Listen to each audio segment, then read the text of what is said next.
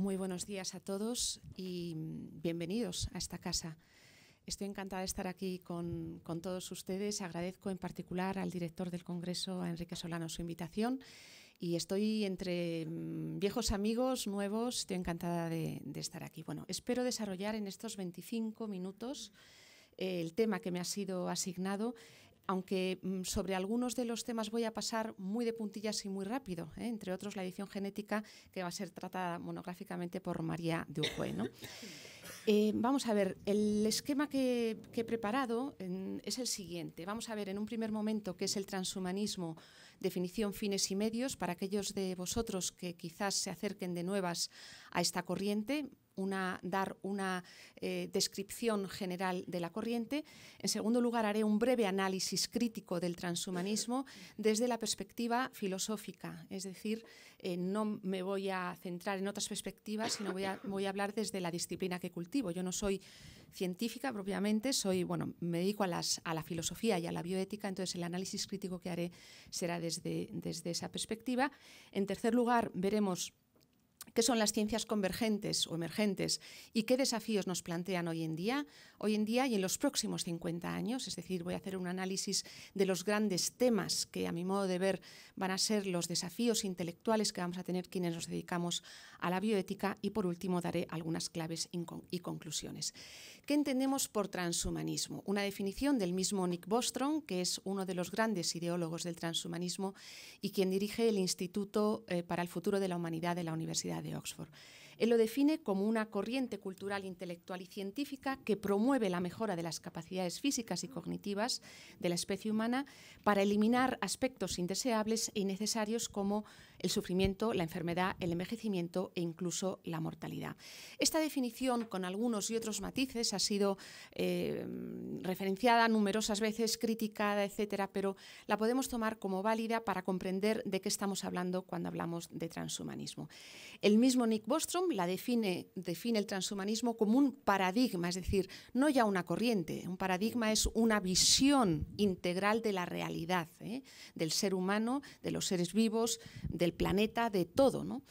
Una visión mucho más amplia, y aquí es donde entra la ciencia, que reúne a científicos de distintas áreas, de inteligencia artificial, neurología, nanotecnología, investigadores en tecnología punta, a personas que vienen del ámbito de la ciencia y de la filosofía, con ese único objetivo que he puesto en negrita: alterar la naturaleza humana, mejorarla y alargar su existencia. Este punto es muy importante y es uno de los puntos que más critico de la corriente. Como verán al final de mi exposición, yo soy bastante crítica con el transhumanismo, aunque me ha servido como, digamos, terreno de cultivo para investigar durante muchos años.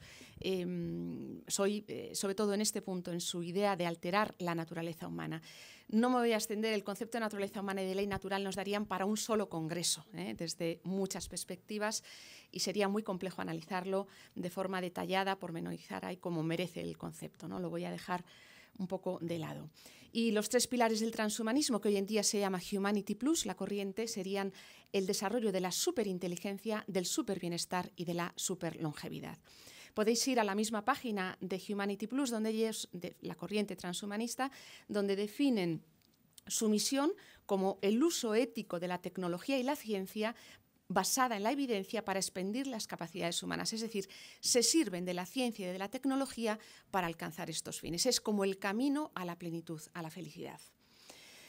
Bien, ahí os pongo algunos de los representantes del transhumanismo. No me voy a detener, son cosas interesantes, pero en cierto modo anecdóticas. Voy a desbrozar un poco el camino para ir al punto que me interesa analizar y criticar, ¿no?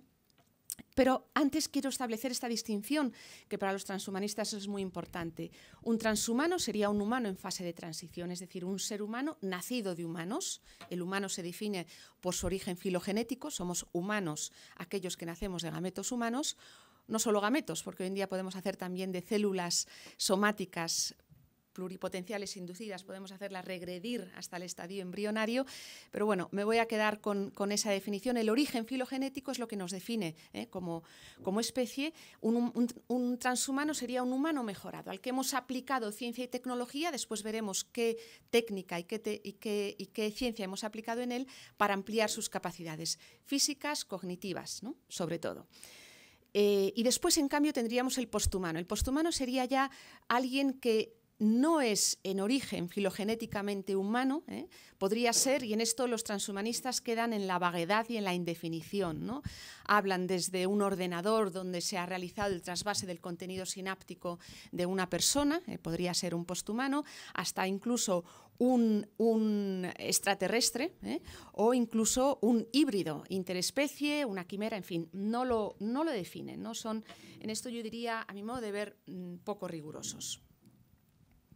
Un cyborg también, por supuesto. Importante definir la distinción entre lo que entienden por mejoramiento humano, entendemos por terapia, perdón, y lo que entendemos por mejoramiento humano.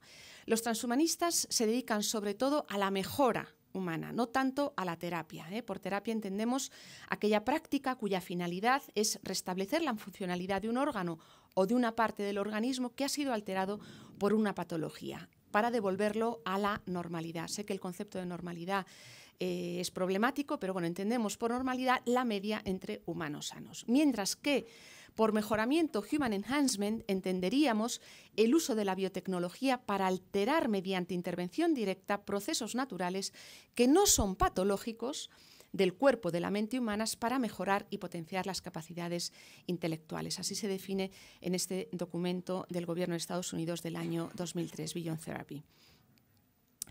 Los medios. ¿Qué medios utilizan los transhumanistas para alcanzar estos fines? Y los analizo porque el análisis bioético posterior que voy a realizar parte de esta realidad concreta, es decir, de qué manera los transhumanistas plantean estas mejoras. Y ahí, como veis, es una síntesis de un artículo de Nick Bostrom, donde él hace un análisis de los 7 medios que quieren aplicar al ser humano para lograr primero el transhumano y después el posthumano. Llegará un momento en que conviviremos humanos, transhumanos, pero llegará un momento en que probablemente el humano se extinga e incluso el transhumano, para llegar a una sociedad solamente de posthumanos. Los medios serían el mejoramiento genético, mediante edición genética, eugenesia embrionaria, alargamiento de telómeros, es decir, todo lo que son las intervenciones en la dimensión genética y molecular. El mejoramiento psíquico y cognitivo, mecánico, físico y químico, el mejoramiento moral mediante sustancias que ingerimos, pastillas, etc. El mejoramiento afectivo, lo que ellos denominan la modulación afectiva del amor, con oxitocina, feromonas, entre otros. Esto ha sido descrito en un libro de Julian Savulescu, publicado por Tecnos, titulado Decisiones peligrosas, una bioética desafiante, donde habla de todo este tipo de mejoras. También hablan de la criogenización post-mortem y también premortem, la crioeutanasia, que se define como la reanimación de pacientes que están en suspensión criogénica.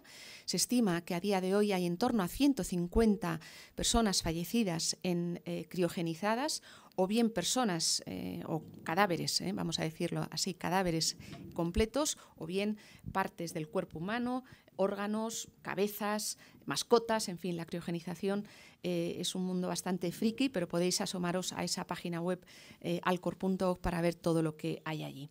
También con máquinas superinteligentes, que serían esos cyborg, ¿no? La mezcla entre aquellos seres o entes que tienen una parte cibernética y una parte orgánica. No me voy a detener en qué entendemos por un cyborg. No entiendo el cyborg como un humano en el que se le han puesto implantes. Eso sería un humano con un implante, no un cyborg, ¿no? Por cyborg entendería aquel ser que desde su origen es ya ambas cosas, es decir, que tiene una dimensión orgánica, no necesariamente humana, y una parte cibernética. Y por último, por el trasvase del contenido sináptico cerebral a un soporte no biológico, lo que es el clásico uploading de la mente a un ordenador, algo que, por cierto, sabéis seguramente, no se puede hacer. Hay un investigador en Oxford que se dedica a ello, es experto en inteligencia neurocomputacional, Anders Sandberg, que ha publicado numerosos artículos en esta línea, para tener esa existencia posbiológica. Una vez realizada esta breve descripción del transhumanismo, paso a hacer un análisis crítico del transhumanismo. Esto nos llevaría muchísimo tiempo. Remito a las actas de un congreso que hicimos en esta casa sobre transhumanismo, que están publicadas íntegramente, además están en abierto. Si ponéis transhumanismo, Homo sapiens o cyborg, os aparecen en internet, fueron publicados por la casa editorial de la Universidad Francisco de Vitoria. He señalado como grandes líneas, grandes rasgos, lo que son los rasgos esenciales del transhumanismo y algunos de ellos de forma crítica, ¿no? El transhumanista niega la noción de límite corporal, niega la vulnerabilidad humana y también la condición mortal. Hablan ya algunos de ellos de la muerte, ¿no? Como Cordeiro en un libro titulado así, ¿no? Estaríamos hablando de una antropología filosófica de corte materialista y determinista, entendiendo al cuerpo como chatarra biológica, en una expresión de ellos. Estaríamos en la perspectiva de un reduccionismo antropológico, es decir, entender al ser humano desde esa perspectiva estrictamente materialista, donde los conceptos de persona y de dignidad quedan reducidos a meras cualidades materiales cuantificables. Estaríamos hablando de un funcionalismo, es decir, donde el ser humano y la persona se reducen al ejercicio de sus funciones superiores, es decir, solamente sería persona y digna aquella que es capaz de pensar y de decidir libremente, excluyendo del grupo de las personas a todas aquellas que no son capaces de hacerlo, por supuesto, al feto, al discapacitado mental, a la persona en coma, en estado vegetativo, etc. La mayor parte de los transhumanistas son autores que prescinden de la dimensión espiritual y de la trascendencia, aunque no todos. Hay una corriente transhumanista evangélica en Estados Unidos, donde dan cabida a la trascendencia a su manera. Hablan de un inmortalismo terrenal, es decir, de una perpetuación de la existencia terrena, no en clave claramente trascendente y material. Hablan también de una evolución dirigida, un evolucionismo que es dirigido por el ser humano mediante la ciencia y la tecnología, que son las dos herramientas, ¿no?, del Homo technologicus contemporáneos, que le va a permitir llevar a la plenitud al ser humano. Estaríamos ante una filosofía que a su vez es una ideología y una religión secularizada, es decir, una promesa de plenitud, de realización mediante la ciencia y la tecnología. Y, por último, estaríamos en la perspectiva de un fideísmo cientifista, donde en el fondo hay una creencia en que la ciencia y la tecnología nos salvarán, ¿no? Hay algún autor que ha hablado, no lo he apuntado aquí, pero es muy interesante también en un contexto como en el que estamos. Francesc Torralba, teólogo, habla del transhumanismo como un neognosticismo en clave tecnocientífica. Para quienes quieran tirar del hilo, creo que es también una perspectiva muy interesante. Plantean muchísimas preguntas que no han tenido respuesta. No me puedo detener a hacerlas. El transhumanismo pocas veces responde a estas preguntas. Es una corriente que yo creo que va en su carril y no entra en diálogo con otras perspectivas, ¿no? Y eso hace que sea sumamente problemática y encerrada en sí mismas, ¿no? Repito que no me puedo detener. Solamente voy a señalar la última que considero más grave. El transhumanismo nace del humus cultural eugenésico, de manos de Huxley y de Galton.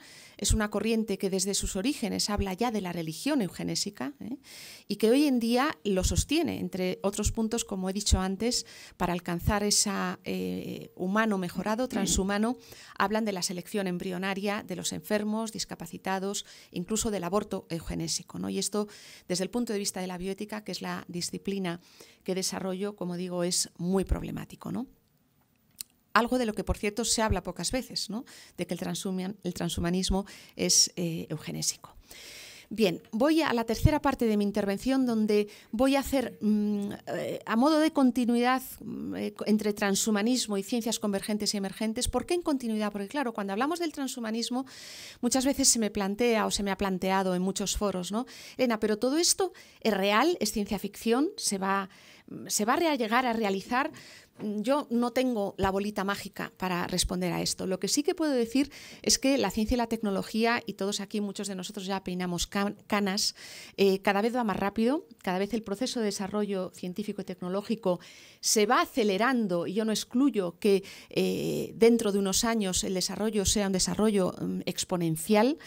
Y, por tanto, todo esto nos va a plantear cada vez más desafíos, ¿no? El transhumanismo se mezcla lo real, lo que ya se está haciendo, como la eugenesia embrionaria, la edición genética, incluso la criogenización, con cosas que a día de hoy no se pueden hacer, que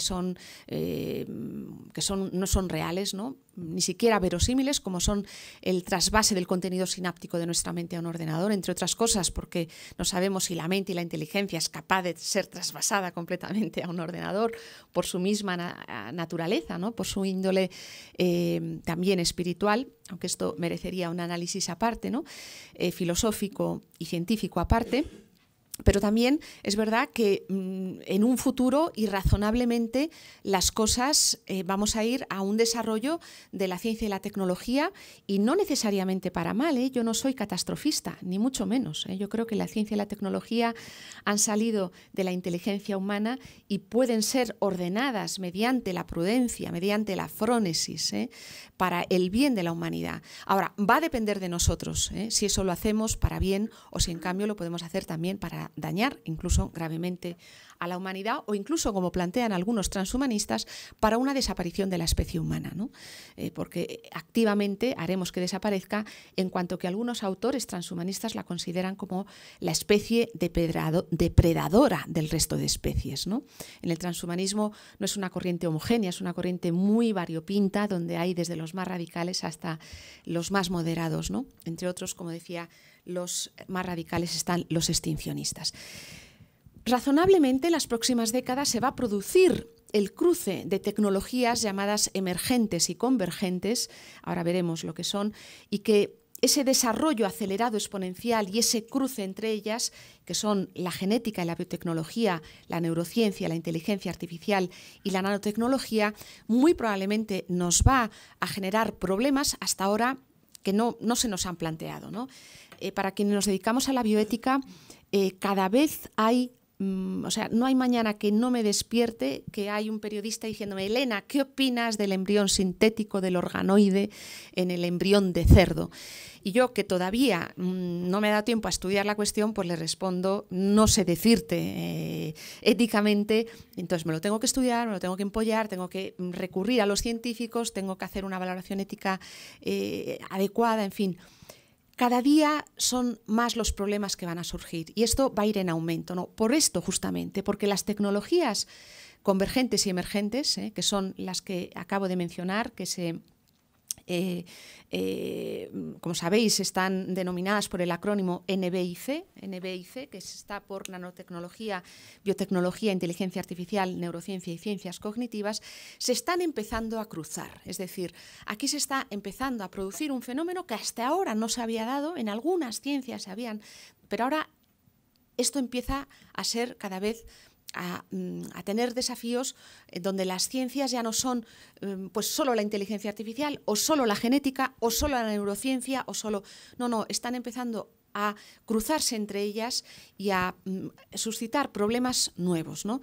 He estado este verano en un curso de verano en la Madalena, en la Menéndez Pelayo, organizado por la Autónoma de Madrid y por la Universidad de Navarra, por la Tatiana Pérez de Guzmán el Bueno, donde he aprendido un montón, donde se ve donde la neurociencia se cruza con la nanotecnología, con la inteligencia artificial y a su vez con los organoides, es decir, con la genética. Es decir, realmente problemas que te explota la cabeza, sobre todo para quienes no venimos del mundo de las ciencias, para poder comprender bien y en profundidad, ¿no?, la cantidad de problemas que se van a suscitar en los próximos años y que, desde luego, para quienes nos dedicamos a la bioética, va a suponer, pues eso, un desafío intelectual que no podemos afrontar sin el científico, ¿no? Esta diapositiva la pongo siempre porque creo que es una diapositiva, y os animo a ir a esa página web del Nuffield Council on Bioethics de Londres, que es uno de los centros de bioética más punteros, donde está, si ponéis What's on the Horizon for Bioethics, vais a encontrar esta diapositiva y podéis ir entrando y haciendo clic en cada uno de esos ítems. Se os va a ir abriendo cada uno de esos... de esas cuestiones de bioética que ellos han dividido, ¿no?, en reproducción humana, en el diseño de seres humanos, el comienzo de la vida, en salud y ciencia, con todos los problemas que van a venir. Yo diría, este es el horizonte de la bioética en los próximos 50 años, ¿no? Hay ahí problemas que ya se están dando, como algunos los voy a mencionar a continuación, otros que están empezando a asomar la cabeza, como es, por ejemplo, aparece ahí la de extinción de especies extinguidas, ¿no?, que parece un problema de la mera biología animal, ¿no? No, es un tema mucho más serio de lo que pensamos. Claro, de extinguir un mamut, algo que no sé si un día podremos hacerlo, podría ser que ese mamut que empieza a vivir ciertos virus se hicieran resistentes ante el mamut, y eso afectaría a la salud humana, y eso podría tener como una cierta resonancia en el resto de especies y, por supuesto, en la especie humana. Es decir, los problemas cada vez son problemas más complejos que han de ser afrontados interdisciplinarmente. En ese sentido, la bioética, como una disciplina que surge justamente de ese cruce, ¿no?, de ese trenzarse entre ciencia, filosofía, en particular ética, filosofía moral, ética aplicada a las intervenciones sobre la vida, y derecho, hace que tengan que ser analizados desde una perspectiva interdisciplinar para dar una respuesta ética adecuada, pegada a la realidad científica de lo que se va a hacer, pero al mismo tiempo una respuesta ética que tenga en cuenta todas las variables que ahora quizás son desconocidas, y que eso se plasme en una legislación que no llegue a posteriori. Deberíamos tener protocolos de actuación, legislaciones a nivel nacional e internacional que prevengan ciertas intervenciones. Y esto lo digo porque, como saben ustedes, recientemente, con el caso de la edición genética de embriones humanos, ¿no?, o hace unos años con la clonación en humanos, ¿no?, que se prohibió, hubo una moratoria general, es decir, nos pillaron en pañales, ¿eh? La ley siempre llega tarde, la reflexión ética siempre llega tarde, ¿no? Por eso yo animo siempre a hacer tesis doctorales sobre cuestiones de ética que todavía no se han dado, ¿no? Ahora, y me da mucha alegría que de los másteres de bioética nazcan tesis doctorales de problemas de futuro, de vanguardia, ¿no? Como por ejemplo el análisis de Neuralink, ese implante que está preparando Elon Musk, del cual no se ha pensado absolutamente las implicaciones éticas que tiene, o de la ectogénesis en humanos, es decir, del embarazo desde el principio hasta el final, y las implicaciones que tiene de carácter científico para la salud humana, de carácter ético y de carácter legal. En fin, son cuestiones que, repito, no hemos analizado y que requieren una reflexión seria y en profundidad. Aquí en esta diapositiva he señalado algunos de estos desafíos, entre ellos la edición genética de la que nos van a hablar en la intervención posterior, ¿no? La inteligencia artificial aplicada a la salud humana. También quiero decir que los problemas que voy a detectar yo en las próximas diapositivas son sobre todo no todos los que generan las ciencias convergentes, porque aparte de los que generan a la propia ciencia, están los que generan a la vida humana. Yo me voy a centrar sobre todo en esos, ¿no? A la bioética le preocupan los que afectan directamente a la vida humana, aunque no solo, también a otros niveles de vida como es la vida animal y vegetal, ¿no? Nanochips cerebrales aplicados al cerebro, la fecundación asexual, la clonación o el embrión obtenido de una célula somática, con todo lo que esto supone, no solo para la vida humana, la vida del embrión y del feto que nace, sino para los vínculos familiares que se vienen completamente rotos, ¿no? Todo esto hablando desde una perspectiva de tejas abajo, desde una perspectiva filosófico-racional. Claramente la perspectiva teológica la voy a dejar, yo no soy teóloga, pero también es una ruptura, ¿no?, con todo lo que son los vínculos con el Creador, ¿no?, y hacernos como dueños de nuestra propia existencia, ¿no?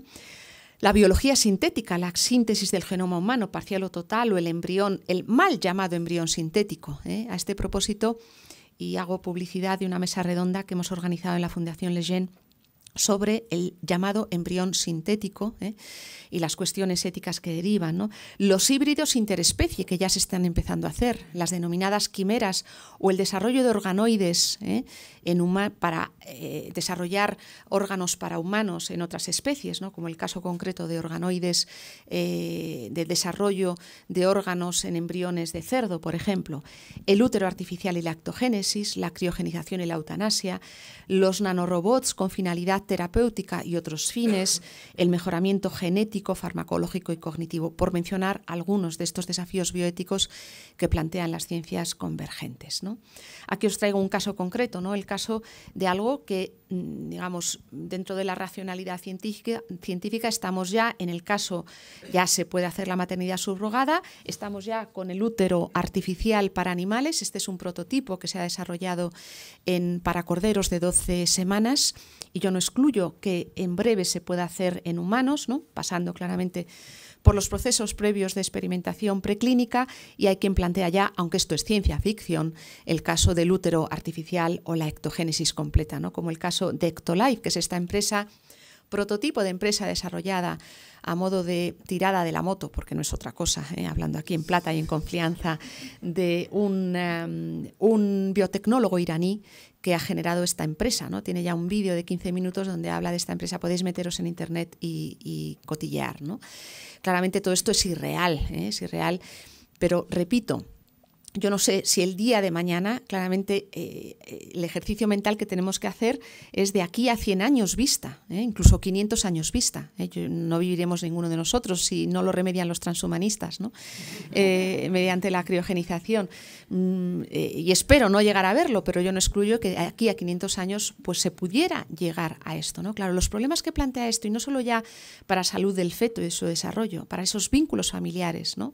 Ese bebé que nace de un gameto humano, masculino, femenino, y no tiene esos vínculos familiares, ¿no? Imaginaos qué tristeza y qué pena ese mundo, ¿no? Que hasta ahora estaba en la ciencia ficción, ¿no? Repito que esto yo no sé si llegará a realizarse, pero bueno, hay que plantear ese escenario también y prevenirlo, para que no se produzcan daños en la especie humana y sobre todo en los más vulnerables. Las 4 siguientes diapositivas, muy rápidamente, así como dando 4 brochazos, lo que son las 4 ramas de las ciencias convergentes y emergentes. María, esta la voy a pasar porque te la dejo a ti, ¿no?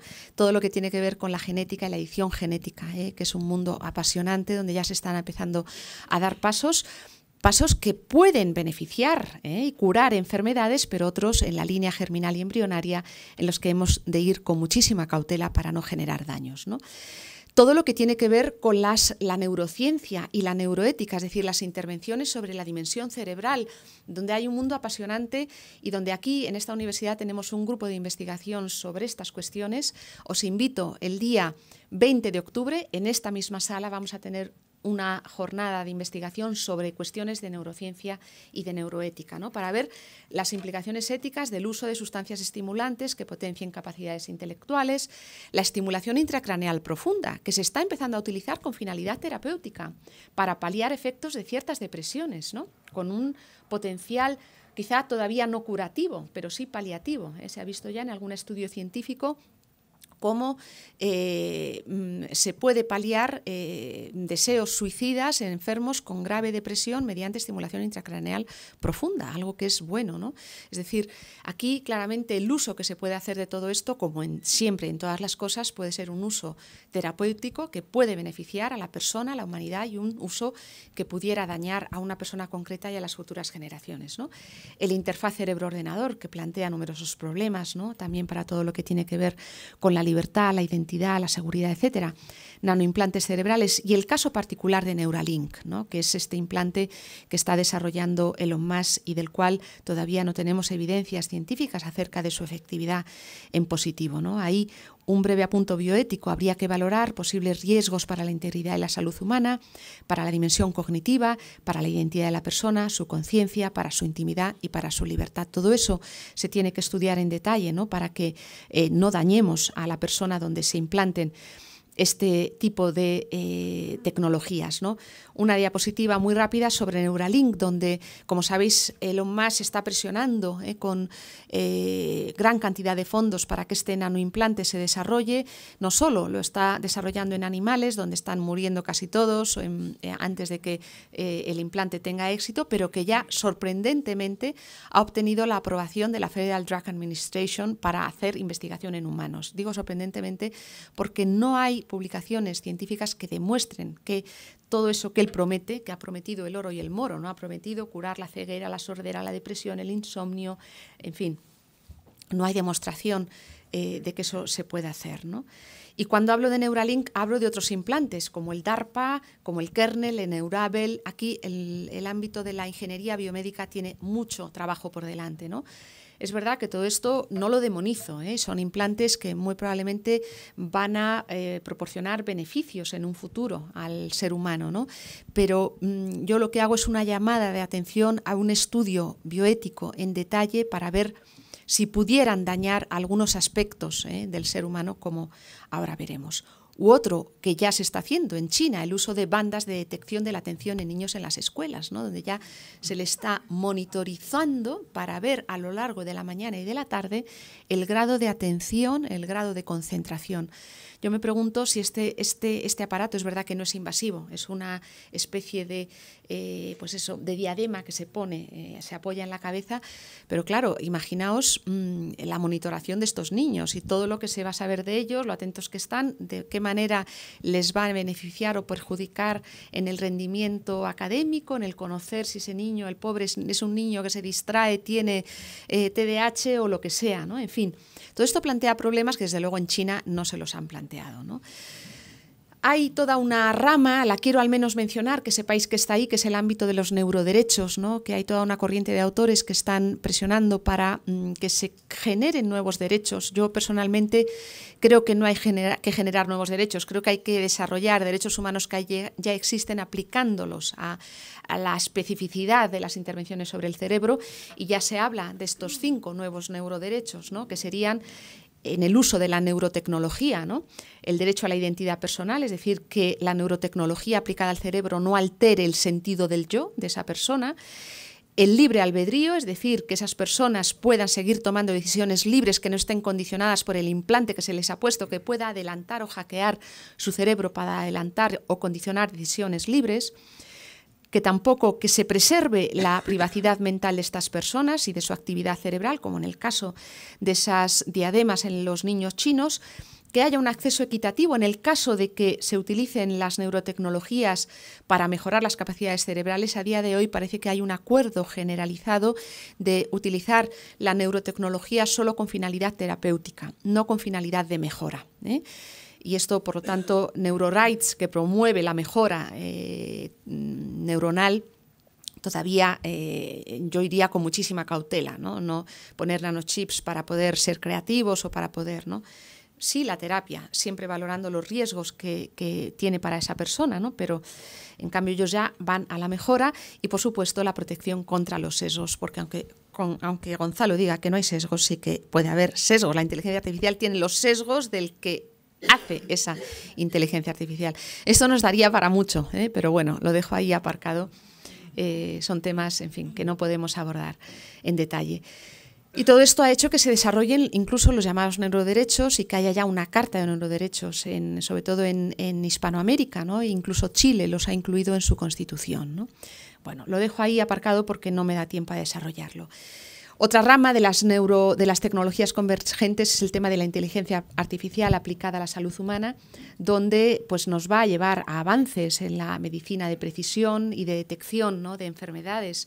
Y sin lugar a duda va a suponer un avance también para la genética, para la detección precoz de ciertas enfermedades, pero al mismo tiempo podría suceder que como consecuencia no deseada, hubiera un aumento también de la eugenesia, si se detectan determinadas enfermedades, que haya una eugenesia prenatal, precoz, de esos seres humanos, ¿no? que ya existen, ¿no?